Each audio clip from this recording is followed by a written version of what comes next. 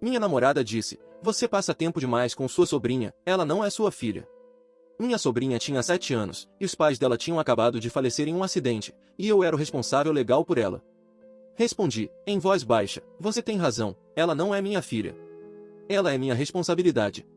Na mesma semana, entrei com o pedido de guarda total e tirei minha namorada da lista de contato de emergência. Quando a assistência social ligou para ela pedindo referência, foi ali que tudo ficou claro. Valeu demais por estarem aqui. Não esqueçam de deixar o like, se inscrever e dar aquele hype no vídeo para fortalecer o canal. Agora, bora pro vídeo. Tenho 31 anos, e preciso tirar isso do peito porque as últimas 3 semanas foram as mais pesadas da minha vida, e a pessoa que eu achei que estaria ao meu lado mostrou quem realmente é. Meu irmão mais velho e a esposa dele faleceram em um acidente de carro numa terça-feira à noite. Um cara avançou o sinal vermelho a 60 numa via de 35. Eles estavam voltando de uma padaria, onde tinham passado para comprar um bolo para a venda de doces da escola da minha sobrinha no dia seguinte. Ela tem 7 anos e ficou em casa com a babá, esperando os pais voltarem com um bolo em formato de unicórnio. Recebi a ligação às 21h47, eu estava no apartamento da minha namorada. A gente estava junto há 2 anos. Vou poupar os detalhes daquela noite porque, sendo sincero, não lembro de quase nada.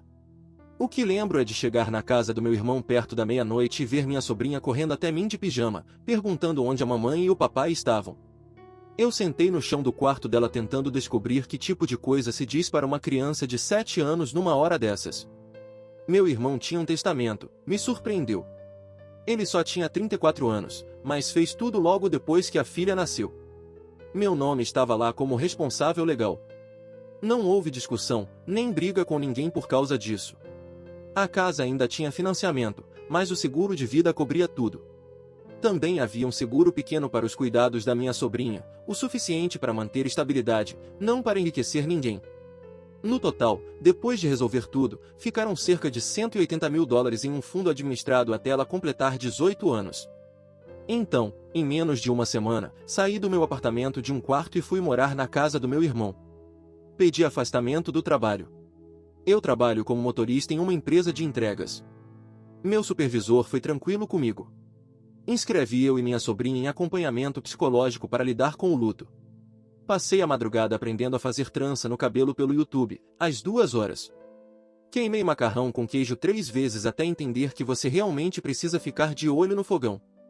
Minha namorada, ou melhor, minha ex, como faz mais sentido chamar agora, foi-lhe solidária por uns 5 dias, e coloco isso entre aspas porque o apoio dela era mandar uma mensagem por dia dizendo pensando em você, e aparecer no sábado com comida pronta. Depois ficar irritada porque minha sobrinha queria comer com a gente em vez de sozinha no quarto. Sim, ela sugeriu que uma criança de 7 anos, que tinha acabado de perder os pais, comece sozinha para a gente ter uma noite de casal. Eu deixei passar. Não devia ter deixado, mas eu estava dormindo 4 horas por noite, com a cabeça no caos do luto, e simplesmente não tinha energia para discutir. Depois vieram os comentários.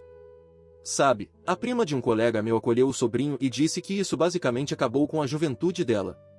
Você já pensou se seus pais não poderiam ficar com ela? Eles são aposentados, né? Eu só sinto que a gente não tem mais tempo a sós. Isso 2 semanas depois do falecimento do meu irmão. 2 semanas.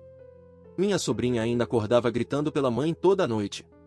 Eu dormia num saco de dormir no chão do quarto dela porque ela não conseguia ficar sozinha, e minha namorada estava incomodada por falta de tempo a sós. Mas o estupim foi na quinta-feira passada. Minha sobrinha teve um dia péssimo. A orientadora da escola me ligou dizendo que ela teve uma crise em sala, outra criança comentou sobre o Dia das Mães que estava chegando. Eu saí do trabalho no meio do turno para buscá-la, levei para casa, montei uma cabana de cobertores na sala, coloquei Moana e fiquei ali com ela até ela chorar e dormir no meu colo.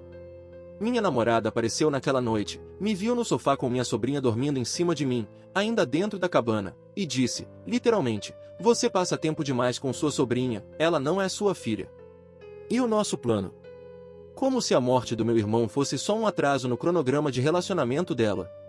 Eu olhei para ela, olhei para minha sobrinha e falei bem baixo, para não acordar a menina. Você tem razão, ela não é minha filha. Ela é minha responsabilidade. E agora, você não é. Ela deu aquela risada de incredulidade, aquela risada que não tem nada de engraçado.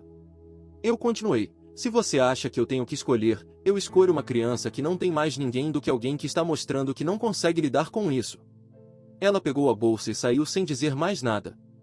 Depois que coloquei minha sobrinha na cama naquela noite, fiz duas coisas. Primeiro, eu já tinha iniciado o processo de guarda total. O testamento do meu irmão me nomeava como responsável, mas o juiz ainda precisava oficializar tudo, fazer vistoria na casa, essas coisas. Liguei para meu advogado na manhã seguinte e garanti que cada detalhe estivesse correto, toda a documentação em ordem. Segundo, revisei todos os formulários, contato de emergência, fichas médicas, dados da escola.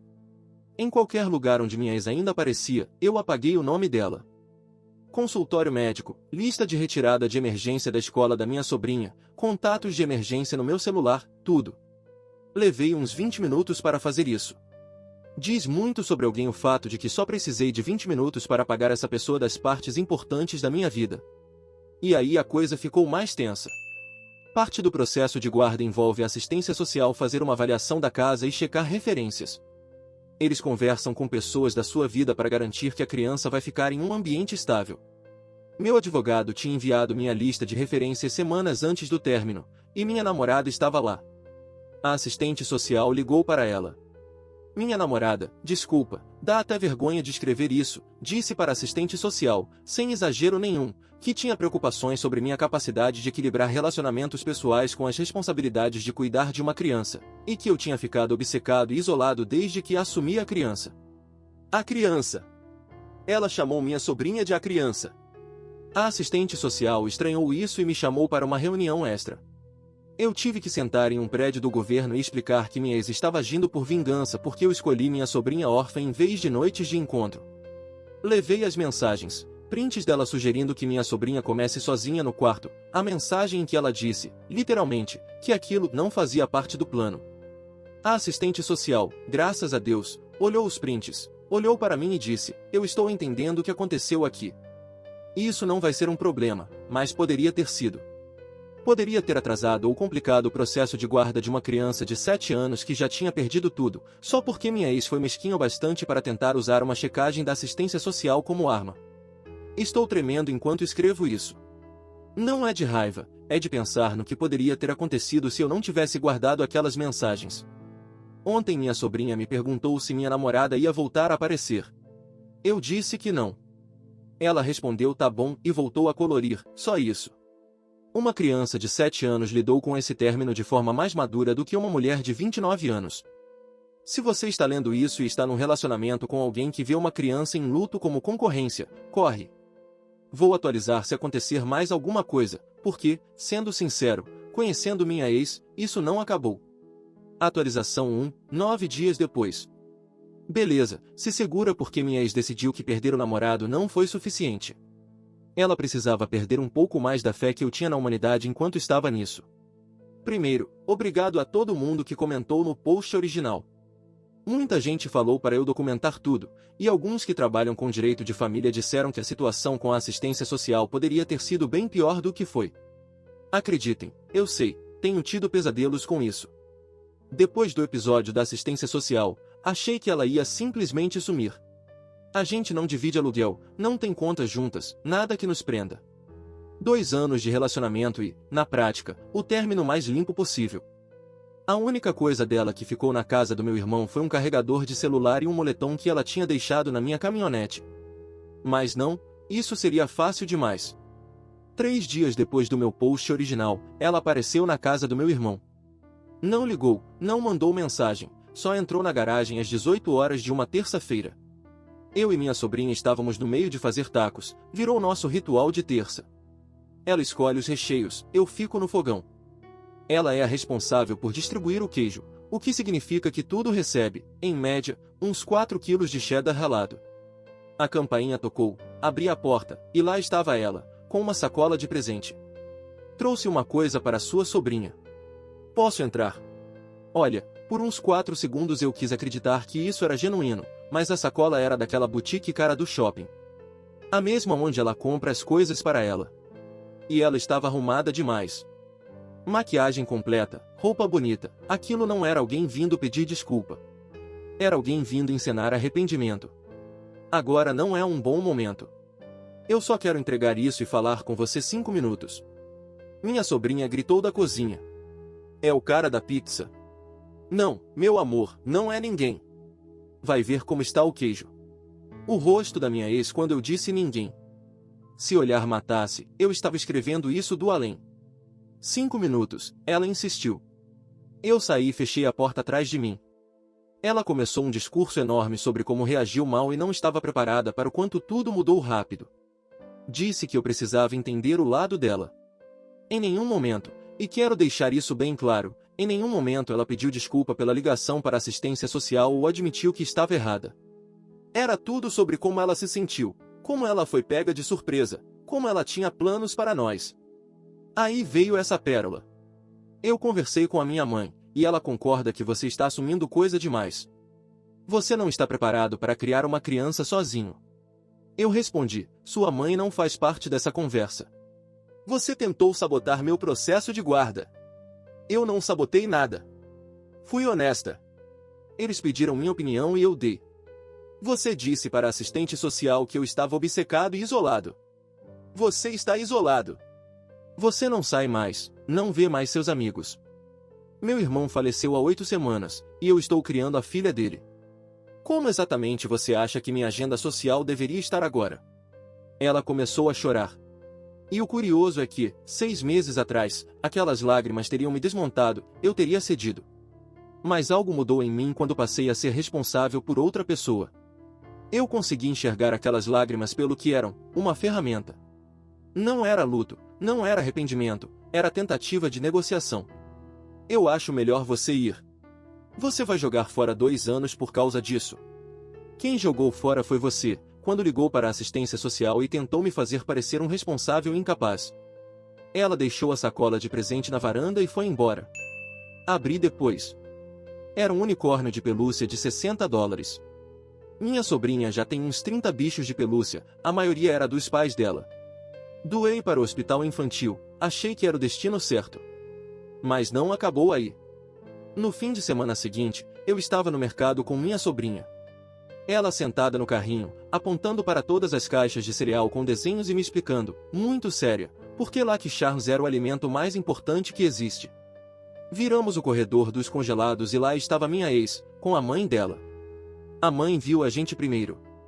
Essa mulher, com quem eu já tinha sentado na mesa do dia de ação de graças 2 vezes, que uma vez me disse que eu era a melhor coisa que tinha acontecido na vida da filha dela, olhou para minha sobrinha no carrinho e disse, alto bastante para outras pessoas ouvirem, coitadinha dessa menina.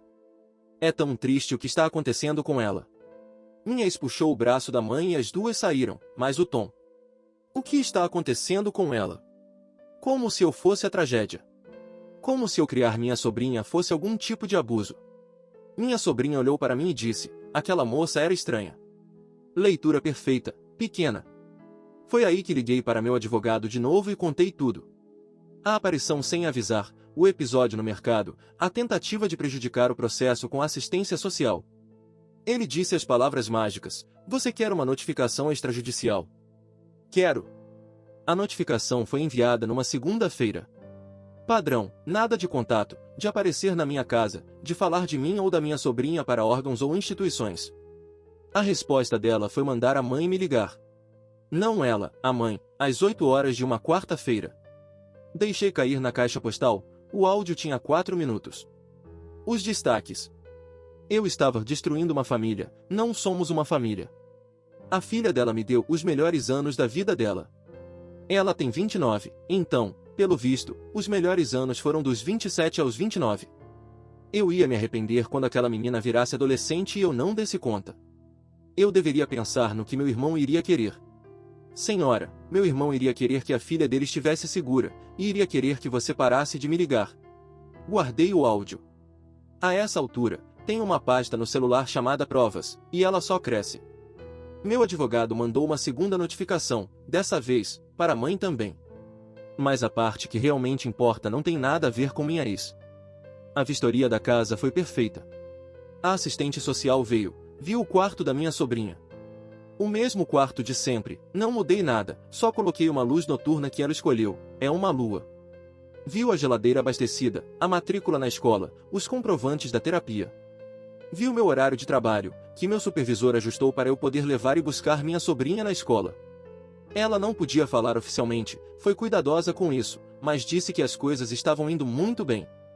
Disse que minha sobrinha estava claramente ligada a mim, claramente segura, claramente bem cuidada. Eu sentei no banco da minha caminhonete depois da visita e chorei por 20 minutos. Foi a primeira vez que chorei desde o funeral. Não porque eu estava triste, mas porque eu estava apavorado com a chance de dar errado. E alguém, pela primeira vez, disse que eu estava indo bem. Minha sobrinha está melhor. Ela ainda pergunta pela mãe às vezes, ainda tem noites difíceis. Mas ontem, no jantar, ela deu uma gargalhada de criança de verdade, daquelas que vêm da barriga, porque eu deixei um taco cair direto no meu colo e falei, bom, agora minha bermuda também jantou. Foi a primeira vez que ouvi aquela risada em semanas. Trago mais atualizações se o circo da ex continuar. Espero que a notificação resolva, mas, sendo sincero, conheço esse tipo de gente. Atualização 2, 16 dias depois. Atualização final. Porque eu cansei de dar espaço para essa situação na minha cabeça e prefiro usar esse espaço para lembrar qual dia é a devolução dos livros da biblioteca. É quarta-feira, uma criança de 7 anos já me lembrou disso 3 vezes, com cara de quem está muito decepcionada comigo. A notificação funcionou com a minha ex. Ela parou de me procurar diretamente, mas resolveu tentar outro caminho. E aqui a coisa ficou realmente fora da curva. Ela começou a contar para as pessoas, amigos em comum, conhecidos, qualquer um que quisesse ouvir, que o motivo do término foi que eu escolhi virar uma figura paterna e mudei completamente como pessoa, e que ela está de luto pelo relacionamento e só quer encerrar as coisas em paz. Se colocando como vítima. Clássico. E, sendo honesto, algumas pessoas compraram essa versão. Perdi 2 amigos por causa disso.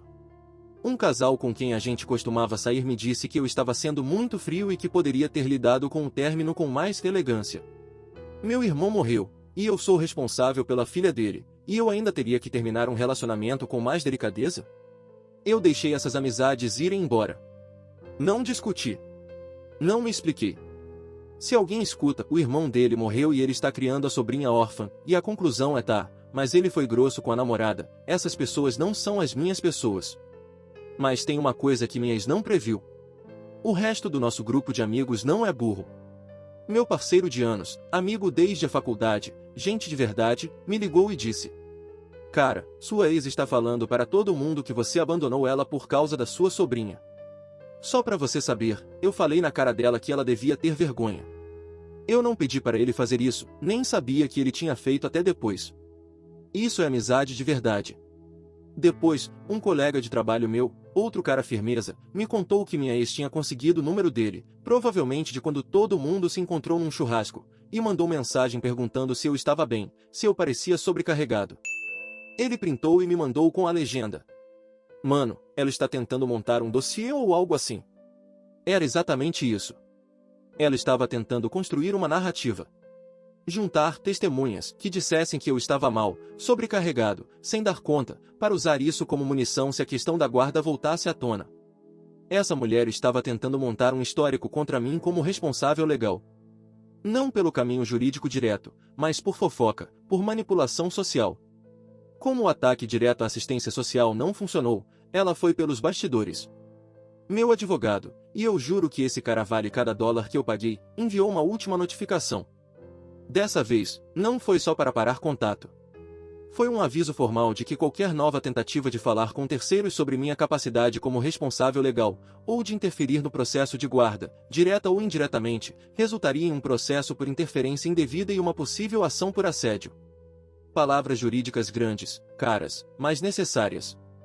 A mãe dela, porque, claro, é sempre a mãe de novo, ligou direto para o escritório do meu advogado. Não para mim dessa vez, essa lição ela aprendeu. Ela ligou para discutir com o advogado. A secretária me contou que ela ficou 6 minutos no telefone antes de ser informada de que qualquer nova ligação seria registrada e incluída em um possível processo. Ela não ligou de novo. Agora, tem uma coisa que não sai da minha cabeça.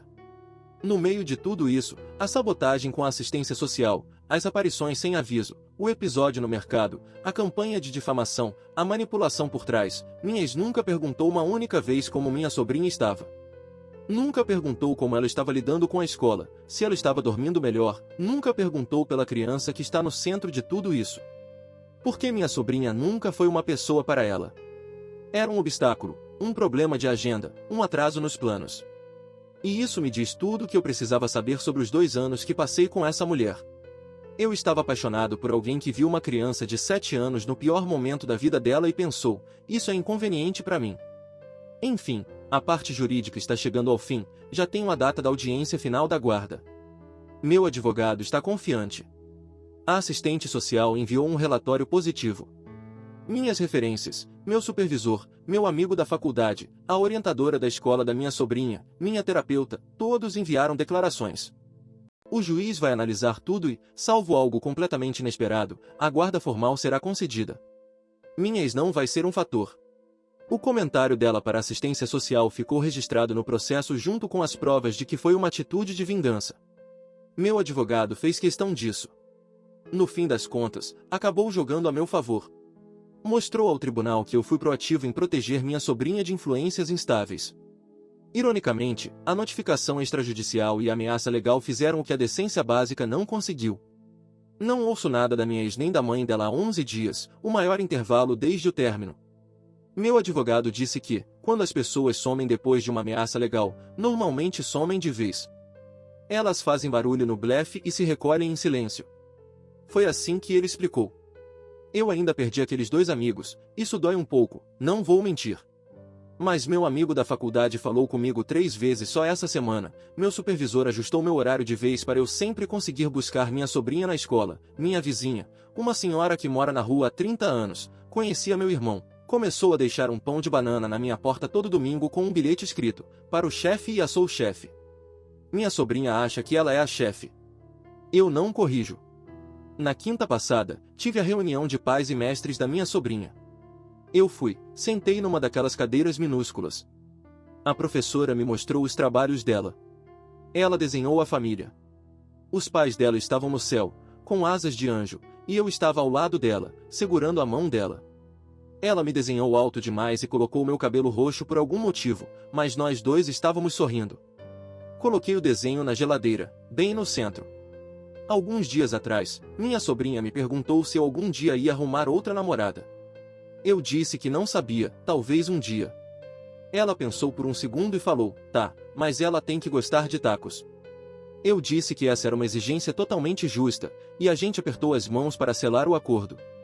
Não vou fingir que está tudo bem. Não está. Eu tenho 31 anos e estou criando uma menina de 7 que perdeu os pais. Tem noites em que, depois que ela dorme, eu sento na varanda dos fundos e fico sem saber se estou fazendo isso direito. Eu sinto tanta falta do meu irmão que chega a doer no corpo. Tenho medo de errar, medo de falhar com ela. Estou aprendendo no caminho, e a curva de aprendizado é quase vertical. Mas eu estou aqui, e ela também está. A guarda está quase finalizada. Os tacos estão ficando melhores. A distribuição de queijo continua agressiva. E a única pessoa que tentou tirar isso da gente agora é legalmente obrigada a nos deixar em paz. Meu irmão me escolheu para isso e eu não vou decepcionar ele. É isso. Essa é a história toda. Obrigado por ler. Obrigado pelo apoio nos relatos anteriores.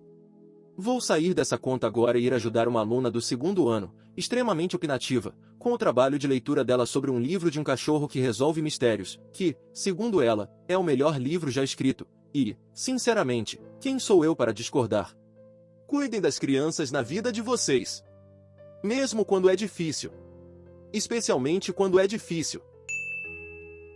Deixa nos comentários o que achou desse absurdo. Não esquece de se inscrever, deixar o like e hypar o vídeo se puder. Até a próxima!